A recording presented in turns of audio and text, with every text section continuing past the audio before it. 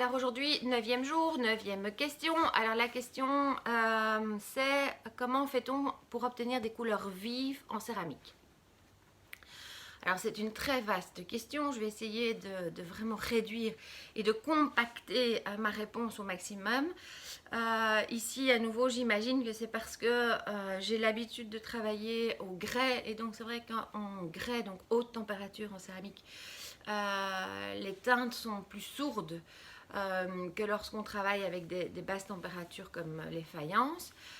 En basse température, voilà, j'imagine que la question ne se pose pas par rapport à ce cas-là, mais voilà, il y a moyen d'avoir vraiment des émaux qui sont assez spontanément de couleur vive. En haute température, c'est plus compliqué. Pourquoi? Parce que, en tout cas ici, enfin, personnellement, moi je travaille beaucoup avec des oxydes et donc c'est vrai que les oxydes, quand on les monte à haute température, ont tendance à donner des teintes qui sont un peu plus assombries, mais c'est pas pour autant qu'on peut pas avoir des teintes quand même vives et colorées, mais plus sourdes en fait, voilà, des teintes un peu plus sourdes, j'ai envie de dire, qui sont assez typiques du grès. Alors comment faire si vous voulez autre chose que ça? Alors j'ai envie de dire, faites pas de grès. Sinon, il y a des émaux industriels qui fonctionnent très bien. Et donc, il y a toute une panoplie en émaux tout fait que vous pouvez trouver dans le commerce de couleurs très vives. Donc, ça, c'est une des possibilités. Une autre possibilité que vous pouvez utiliser, c'est de travailler éventuellement avec des sous-émaux. Donc, les sous-émaux fonctionnent quand même vraiment bien. Après, évidemment, c'est pas fait pour... C'est ce que je dis toujours, c'est pas fait pour peinturer tout le pot. Donc, c'est vrai qu'un sous-émail, c'est vraiment fait pour...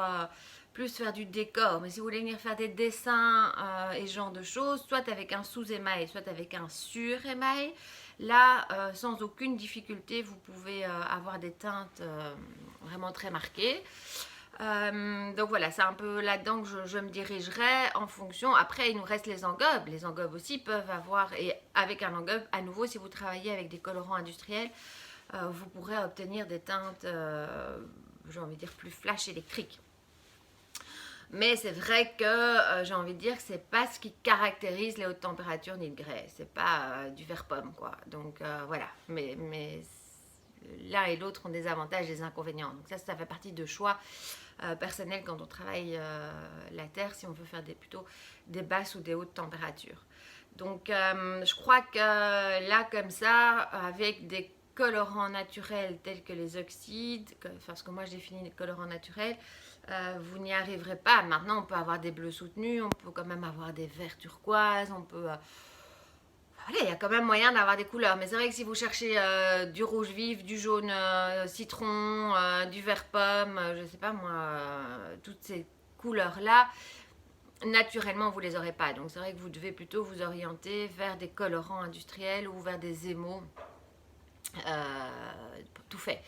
Maintenant, si jamais vous avez vraiment d'autres questions plus techniques pour tout ce qui est décor dans ce style-là, je vous renverrai très très spontanément vers Anne Dory qui tient le magasin aux couleurs d'argile à Libramont, qui a un site internet, page Facebook, enfin aux couleurs d'argile, vous trouverez tout. C'est vrai que Anne, j'ai envie de dire, c'est un peu son dada. Tout ce qui est décor, oui, vraiment, décor, couleurs, etc. Donc elle pourra certainement vous aiguiller, en tout cas en ce qui concerne les colorants, en ce qui concerne les émaux tout préparés, etc. Ce sont des produits que moi j'utilise très très peu parce que j'ai tendance à tout fabriquer ici en interne et donc je m'y connais un peu moins dans ce secteur-là. Mais voilà, appelez-la et le mieux c'est de passer chez elle.